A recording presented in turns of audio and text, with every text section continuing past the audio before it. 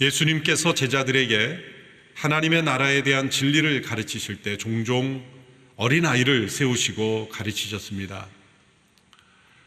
어린 아이를 단지 돌봄과 보호의 대상이 아닌 그것을 뛰어넘어 하나님이 어떤 분인가, 또 하나님의 나라가 어떤 나라인지를 설명하는 통로로서 세우셨다는 것입니다.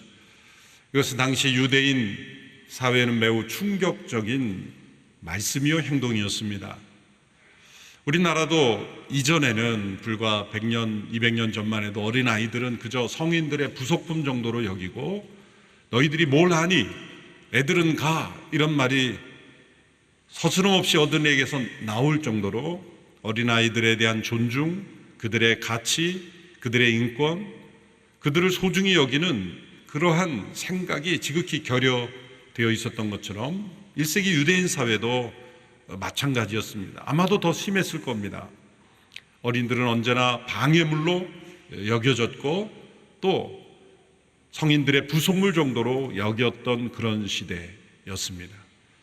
마가복음 10장에 보면 사람들이 어린아이들을 데리고 예수님께 나올 때 그것을 물리치고 오지 못하게 했던 제자들에게 예수님께서는 꾸짖으면서 어린아이들이 내게로 오는 것을 금하지 말라. 하나님 나라는 이런 자의 것이다 말씀하시고 안수하고 축복해 주셨습니다. 예수님께서 그 어린아이들을 존중하시고 또 사랑하시고 축복하셨을 뿐만 아니라 그것을 뛰어넘어서 오늘 말씀에는 어린아이를 통하여 하나님께서 어떤 분인지를, 하나님의 나라가 어떤 나라인지를 가르쳐 주셨다는 것을 우리는 기억해야 합니다. 예수님께서 어린아이를 통해서 이런 교훈을 주실 때는 어린아이의 부정적인 측면을 말씀하시는 것은 아니겠죠.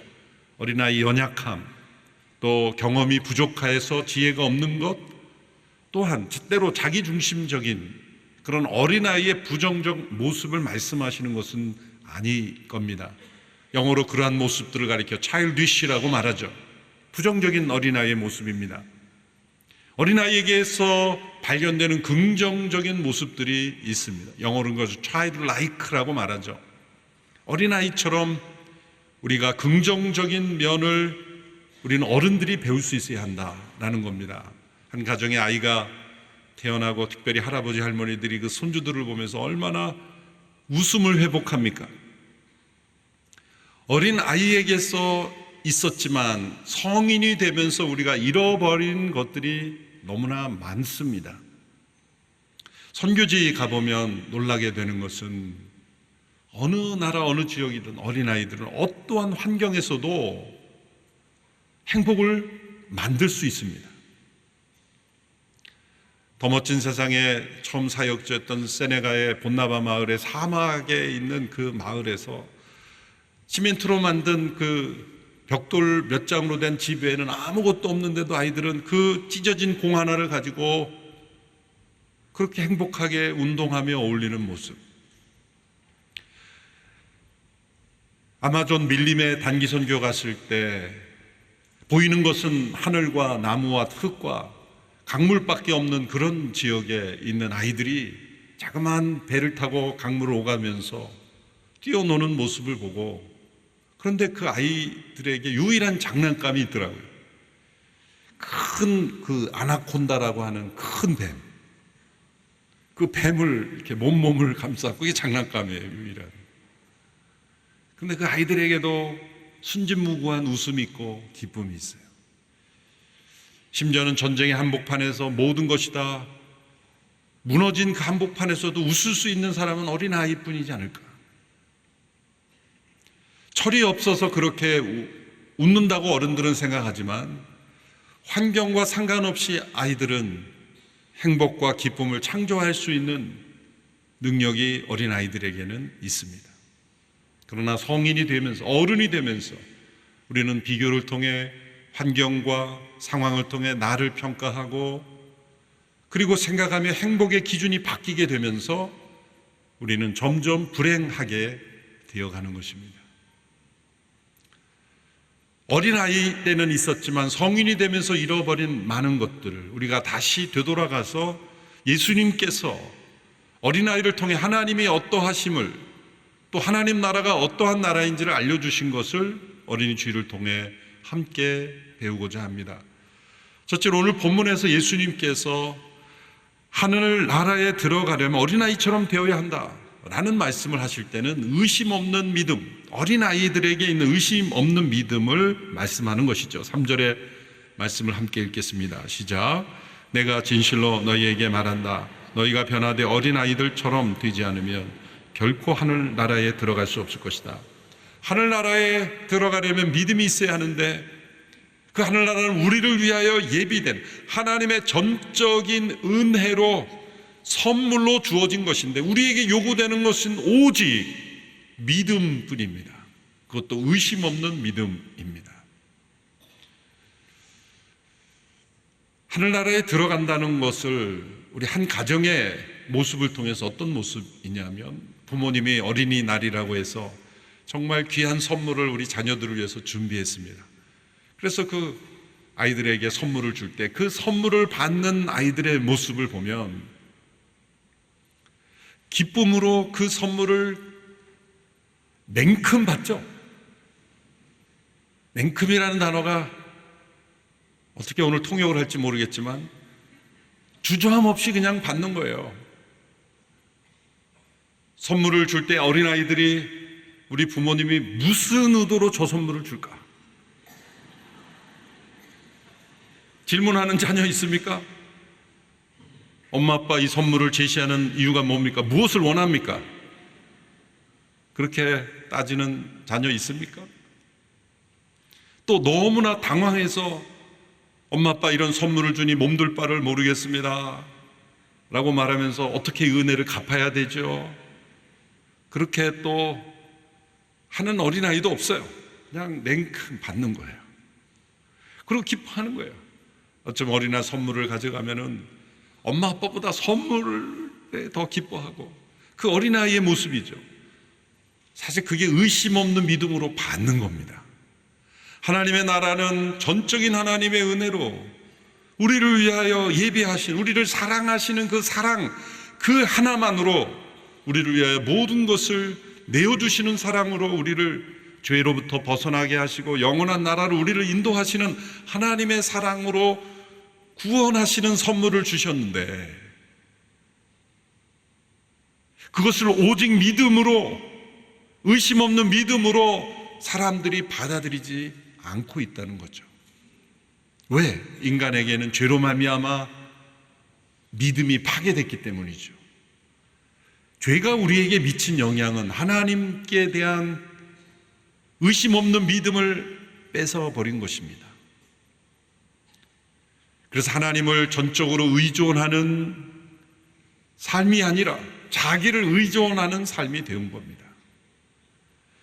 하나님께 대해서 의존하지 않고 하나님을 의심하고 자기를 의존하게 되는 거예요. 종교개혁의 축복은 오랫동안 잊혀졌던 이 믿음의 중요성을 다시 깨닫게 한 것이죠. 교회가 이 믿음의 중요성을 가리웠죠.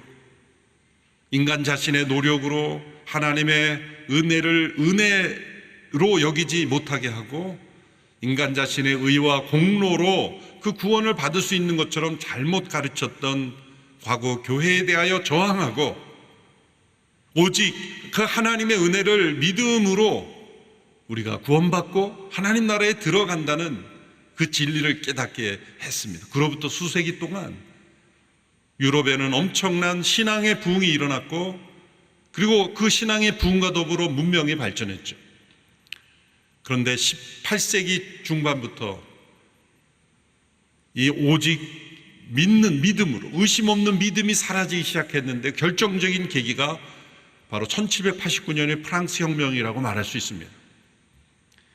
프랑스 혁명은 정치적으로는 어떻게 해석될지 모르지만 영적으로는 의심 없는 믿음에서 떠나게 하는 사건의 출발이었다고 볼 수 있습니다. 인간 개개인이 주체가 되어서 권위에 대하여 도전할 뿐만 아니라 인간의 비판적인 이성을 통해서 모든 것을 확인해야 된다라는 그러한 사상의 출발이었죠. 그래서 성경이 하나님의 말씀이라는 그 사실을 내가 왜 성경을 하나님 말씀으로 받아들여야 되는가? 왜 내가 당신들의 말을 의심 없이 받아들여야 되는가? 모든 것을 비판적인 이성으로 따지기 시작했어요. 거기에 신학자들까지 휩쓸려서 성경이 하나님의 말씀임을 부정하는 인본주의, 무신론에, 유물론에 휩쓸리기 시작했죠. 오늘 이 시대에 유행하는 소위 성혁명, 젠더 이데올로기가 사실 프랑스 혁명의 연장선에 불과합니다. 하나님이 창조하신 질서를 받아들이는 것에 거부하는 거죠. 나에게 주어진 질서는 없는 것이다. 나에게 질서를 부여하는 권위는 없는 것이다. 내가 최종 권위가 되어야 된다. 비판적 이성으로 모든 것을 다 의심하고 회의하고 결국은 자신을 의존하는 인생으로 사람들이 살아가게 되었습니다. 그래서 의심 없는 믿음으로 창조주 하나님을 받아들이는 것은 진화론으로, 비판적인 이성으로, 진화론으로 창조주 하나님에 대한 의심 없는 믿음을 빼앗아가 버렸죠.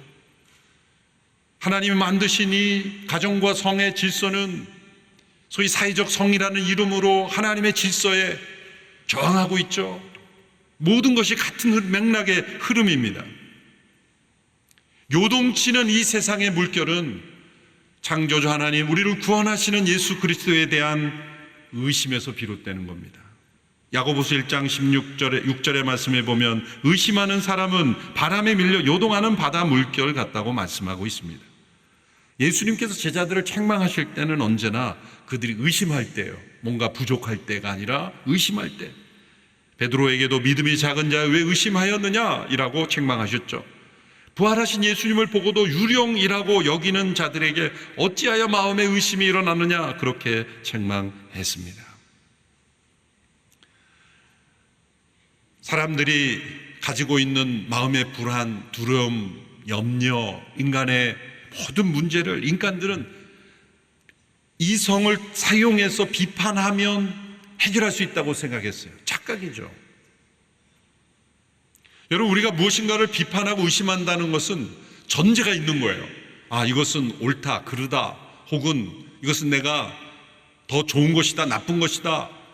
비판하고 그것을 의심하려면 뭔가 전제가 있는 겁니다. 그 마음속에 이것이 아니라 다른 것이라는 것을 믿고 있기 때문에 이것을 틀렸다고 말하는 건 아니겠습니까? 이것을 비판할 수 있는 건 아니에요. 무엇인가를 비판한다는 기준이 있어야 비판하는 거죠.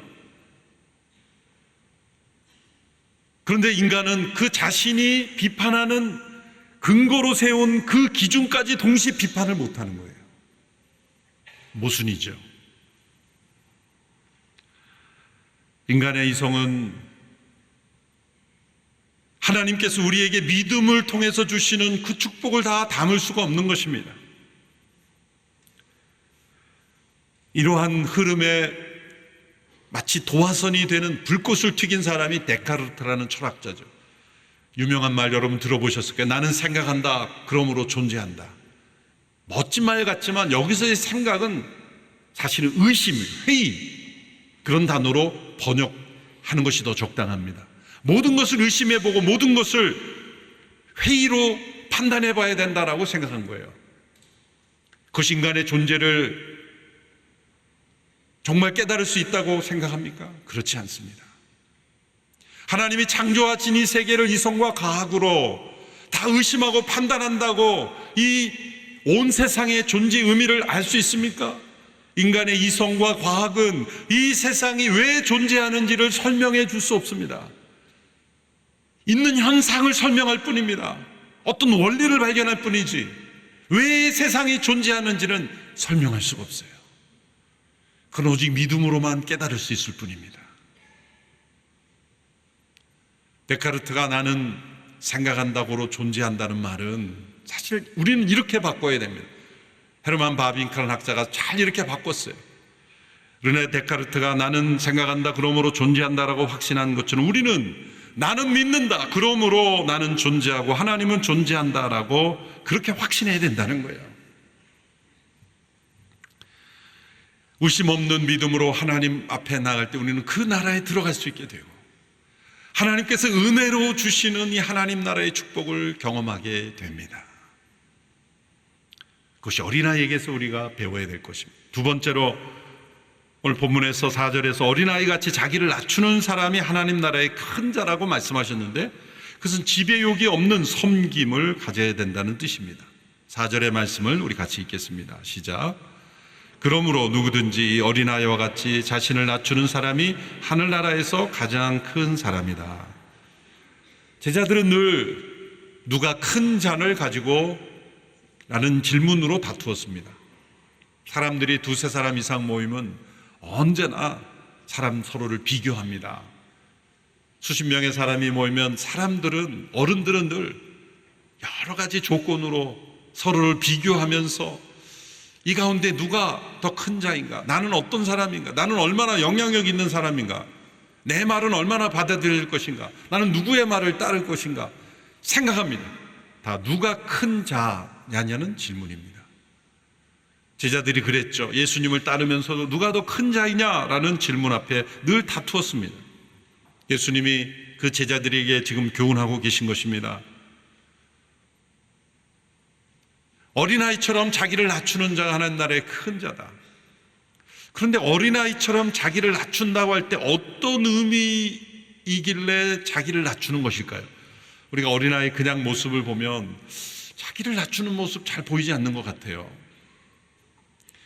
우리 서빙고 교회 옆에 공원이 있지 않습니까? 주중에 날씨가 좋으면 그 용산 지역 내에 있는 유아원 어린이집들이 아주 작은 우리 어린이님들을 모시고 이렇게 그 공원에 옵니다. 와서 한두 시간을 보내고 가요. 근데 이 어린아이라고 예수님 말씀하실 때 헬라어는 파이디온이라는 단어를 썼는데, 이 파이디온의 단어는 학령기 이전에 우리로 말하는 유아 그 단계를 넘어가지 않는 연령이에요. 바로 그 공원에 놀러 오는 그 아이들입니다.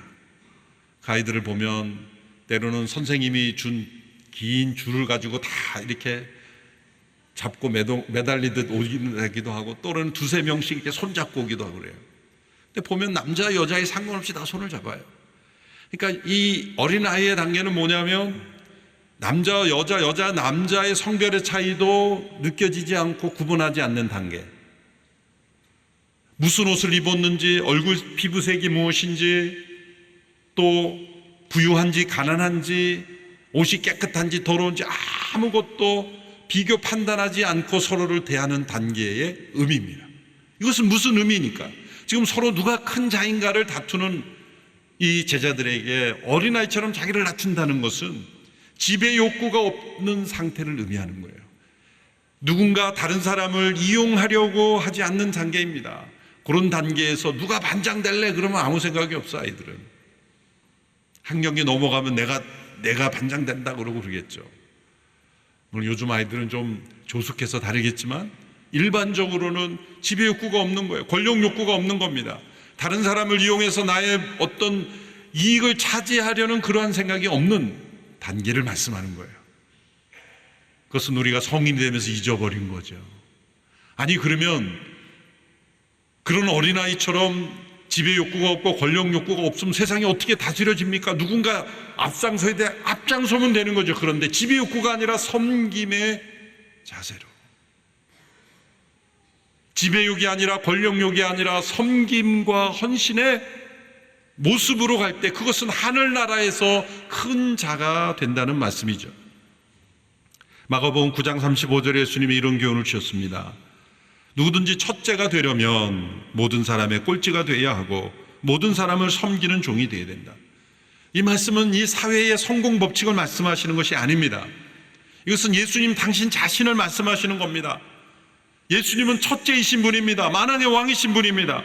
그런데 그분이 이렇게 말씀하셨습니다. 내가 온 것은 섬김을 받으려 함이 아니라 섬기려 하고 많은 사람의 대속물로 나의 생명을 주려 함이라고 말씀하셨습니다. 그분은 모든 사람의 꼴찌가 되셨습니다. 세상에서 버림받은 존재가 되셨습니다. 그리고 모든 이들을 섬기는 종이 되셨습니다. 바로 그분이 하나님 나라의 왕이신 분이에요. 그러면 하나님 나라는 어떤 나라입니까? 왕이신 분이 섬기는 종이신 역할을 하는 나라가 하늘나라입니다.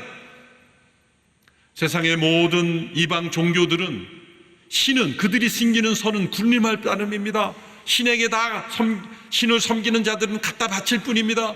그런데 우리가 섬기는 하나님은 우리에게 요구하시는 하나님이 아닙니다. 우리를 섬기시는 하나님이십니다. 우리를 위하여 독생자를 내어주시기까지 사랑하시는 하나님이십니다. 우리가 드리는 헌금은 하나님이 돈이 필요해서 드리는 게 아닙니다. 하나님이 노동력이 필요해서 봉사하는 것이 아닙니다. 이 모든 것은 감사의 예물일 따름입니다.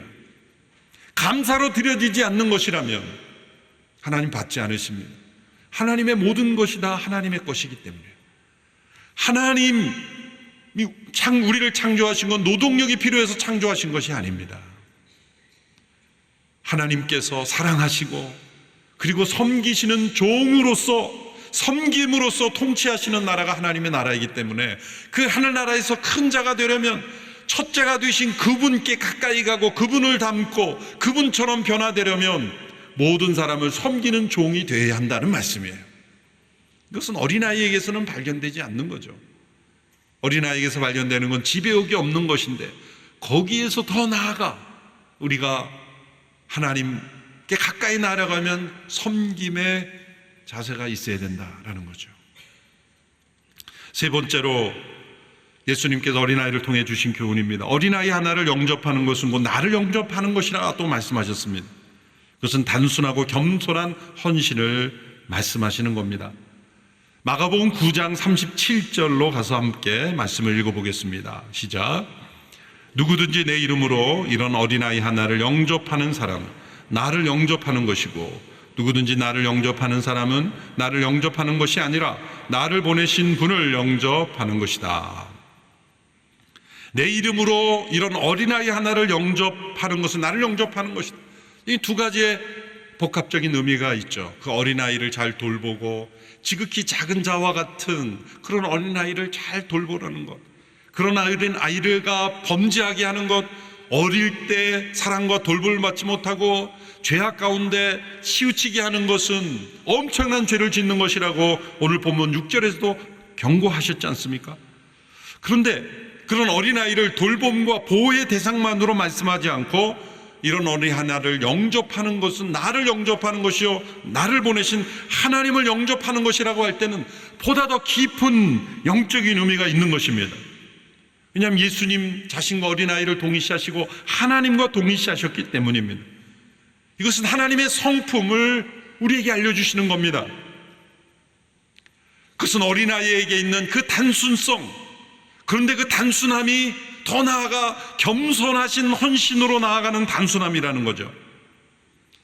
하나님께서 창조하신 이 세상을 향하여 하나님께서 모든 것을 쏟아부으시고 이 세상을 온전히 회복시키시고 우리를 구원하시기 위해서 단순하고 겸손하게 헌신하시는 그 하나님의 마음을 어린아이 같은 마음으로 표현하신 거예요. 하나님은 하나님을 떠나 배반한 우리들을 일편단심 사랑하시는 거예요. 배반한 우리들을 버리지 아니하시고 끝까지 사랑하시는 거예요. 누군가 짝사랑을 안타까운 사랑이라고 말합니까? 짝사랑보다 더 안타까운 사랑은 자신을 배반한 이를 포기하지 않는 사랑이에요. 더 훌륭한 사랑이죠. 하나님의 사랑입니다. 하나님은 단순하고 그리고 겸손하게 우리를 사랑하시고 헌신합니다. 우리를 먼저 찾아오십니다. 허리를 숙이시고 자신을 낮추십니다. 사람이 되셨습니다. 죽기까지 낮아지셨습니다. 얼마나 겸손한 헌신입니까? 하늘의 영광을 버리고 죽기까지 낮아지심으로 우리를 사랑하시는 그 사랑, 겸손한 헌신입니다. 하나님의 성품 예수 그리스도 안에 있는 이 단순하고 겸손한 헌신이 있었기에 우리가 십자가를 통해 구원받을 수 있게 된 겁니다. 이것은 어린 아이들에게는 단순함은 있지만 이런 겸손한 헌신은 찾아보기 어렵죠. 죄로 말미암아 파괴된 것입니다. 우리 하나님 안에 있는 이 어린아이다움을 우리가 영접해야 된다는 거예요. 어린아이를 통해서. 예수님은 어린아이를 세우시고 그런 교훈을 주셨어요. 제가 2년 전에 어린이 주일에 어린아이다움이라는 제목으로 이 본문을 가지고 설교했던 적이 있습니다. 그 중에 인용한 중요한 문구가 있는데요, 2년이 흘렀기 때문에 여러분들이 다 잊으셨을 줄 확신하고 다시 한번 제가 인용을 합니다. C.S. 루이스의 가장 영향을 주었던 스코틀랜드의 설교자였던 조지 맥도날드라는 분이 쓴 설교 가운데 이 문장이 나옵니다. 제가 읽어보겠습니다. 어린아이다움은 사람의 가장 심오한 핵심이고 사람이 갖고 있는 하나님의 마음이다. 우리 주님은 영원히 어린아이다우신 분이시다. 그냥 childlike가 아니라 divinely childlike. 어린아이다움은 하나님의 본질에 속한다. 왜 예수님께서 어린아이를 세우시고 하나님이 어떤 분인지, 하나님의 나라가 어떤 존재인지를 설명하셨습니까? 이 어린아이다움이 하나님의 본질에 속하기 때문이다.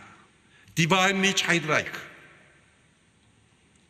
의심 없는 믿음, 지배욕이 아니란 섬김, 그리고 단순하고 겸손한 헌신으로 우리에게서 무엇인가를 얻기를 기대하지 않고 그저 주는 것만으로 기뻐하고, 그리고 축복하는 것만으로 즐거워하시며 우리를 구원하시는 것만으로도 행복해 하시는 그 단순하고 겸손한 헌신, 그것이 하나님의 어린아이다움이라는 거죠. 그래서 하나님을 사랑하고 예수님을 가장 잘 닮은 분들을 보면 단순하고 겸손합니다. 그런데 예수님을 닮지 않은 사람들은 복잡하고 교만합니다. 교만한 분들은 언제나 일을 복잡하게 만들어요. 겸손한 분들은 아무리 복잡한 문제도 단순하게 해결합니다. 겸손하면 단순하게 해결될 것이 교만하면 복잡해집니다. 하나님의 일에 귀하게 쓰임받았던 영적 지도자들을 보면 언제나 단순하고 겸손합니다. 그렇게 헌신합니다. 우리 한 목사님을 생각하면 가까이 모실 때 보면 언제나 하나님의 뜻에 집중하는 단순함이 있었어요. 겸손하게 그 일을 가장 잘 잘할 수 있는 사람에게 맡기는 그런 겸손하게 헌신하셨기에 온누리교회가 있을 수 있고 이런 귀한 기관들이 있을 수 있었어요. 한동대학교 이끄셨던 김영길 전 총장님, 장로님도 단순하고 겸손하신 분이었어요. 그래서 하 목사님과 김영길 장로님 만나면 주변의 모든 분들이 다 떨었습니다. 무슨 새로운 일이 또 시작이 될까? 어떤 일이 또 시작이 될까? 단순하고 겸손하게 헌신한 사람들은 환경을 두려워하지 않습니다. 사람을 두려워하지 않습니다. 의심 없는 믿음으로 하나님을 의지하고 지배욕이 아닌 그저 섬김 그 자체로 하나님의 뜻이라면 단순하게 겸손하게 헌신하신 그 어린아이다움, 그것이 우리가 회복되어야 될 것입니다. 예수 그리스도 안에서 우리에게 이 하나님의 어린아이다우심이 우리 가운데 회복되는 역사가 있게 되기를 축원합니다. 기도하겠습니다. 하나님 아버지, 어린이 주일을 맞이하여 우리가 잃어버린 어린아이다움을 회복하고 더 나아가 우리 하나님의 어린아이다움을 우리 속에 다시 영접하고 형성해가는 우리 모두가 되게 하여 주시옵소서. 예수님의 이름으로 기도하옵나이다. 아멘.